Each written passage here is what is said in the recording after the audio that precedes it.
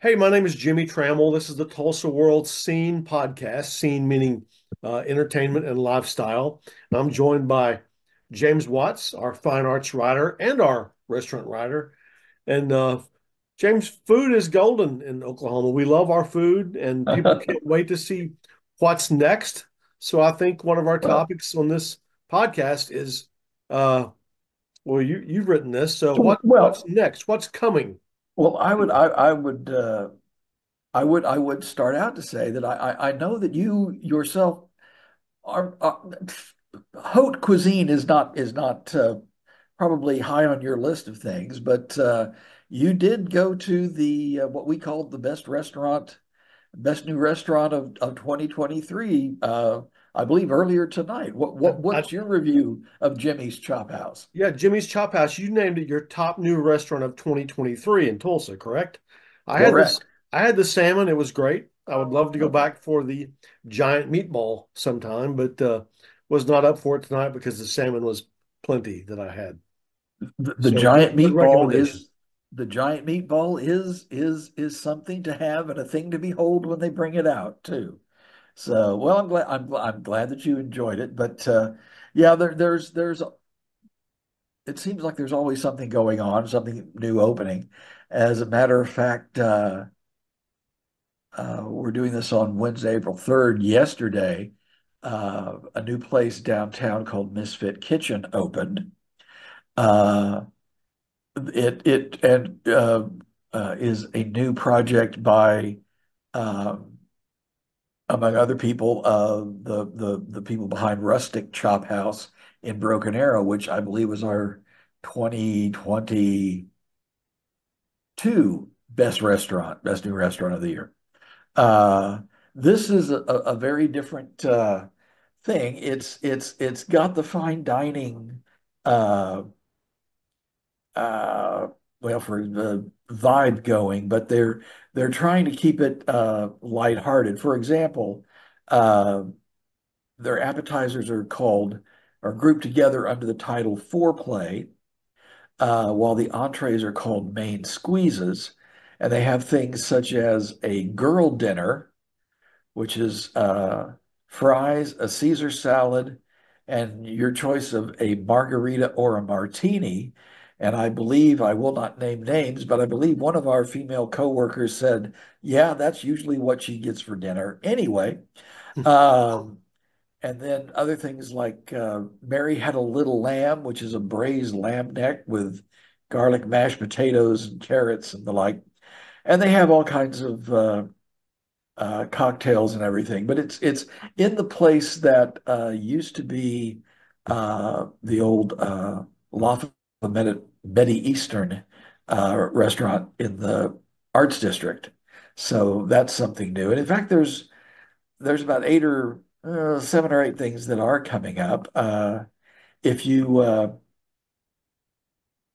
There was just a couple of years ago, it seemed that we had just an explosion of uh, crab boil restaurants open primarily in South Tulsa. Another one is coming probably at the end of May called Kraken Killer Seafood. It'll Hmm. be in the Fontana. The sign's already up, but it's actually the second location for a restaurant that's now in Springdale, Arkansas, and this will be their second place, and they're going to be in Tulsa. And it's a Cajun influenced, uh, you know, fried seafood or boiled in a bag with lots of Hmm. spices and the like. So, and but the McNelly's group, which is responsible for Jimmie's Chop House, they've got two things coming up. In downtown Jenks, they've got City Hall Steak and Cocktail, another steakhouse concept that's going to open in July, I believe. Uh, and then they have all they know, all they'll tell me is that it's going to be an Italian restaurant. Hmm. They don't have a name for it yet, but that's going to be part of the Santa Fe Square development, which is scheduled to open in the summer as well.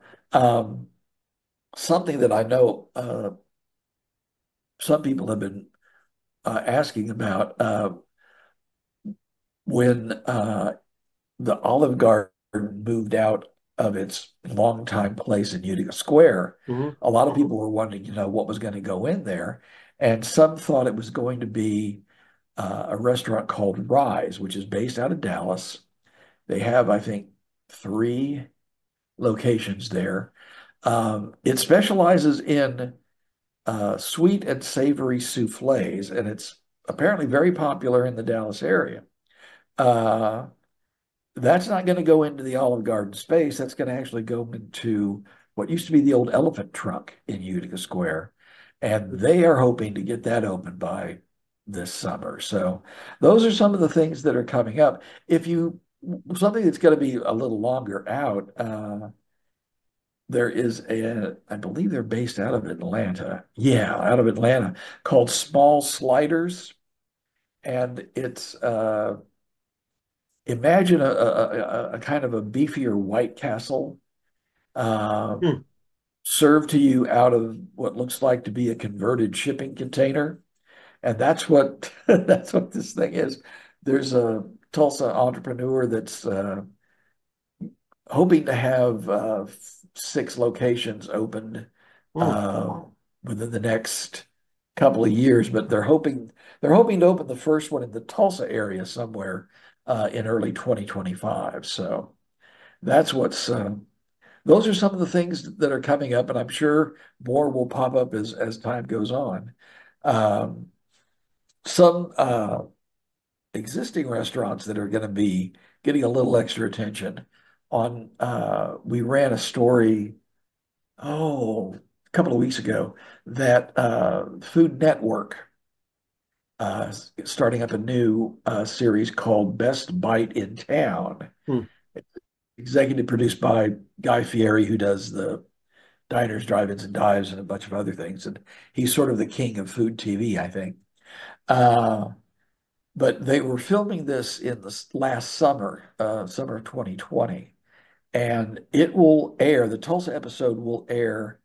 Uh, I think it's a Friday, May 10th, Hmm. and it'll repeat several times over that weekend. Hmm. So the restaurants are Amelia's downtown, Cicero's Caribbean, which we just recently re-reviewed for their 30th anniversary, uh, Gamble's Pastaria, Trencher's Delicatessen, and I am blanking on some Jane's Delicatessen, which unfortunately has closed. And hang on a minute, I will have to look that up, but because I don't want to leave one out that I what Sure. did we not? Oh, Lone Wolf Banh Mi Okay. in downtown. That's right. So those will all be featured in this hour-long show, and we'll see which one of those six produced what Food Network thinks is the best bite in the city of Tulsa, and we'll probably dispute it when they do, or we might agree. Who knows? Mhm. So, But when something new opens, I think people look forward to trying it. And everyone, well, like me, I'm set in my ways and keep going back to the same favorites.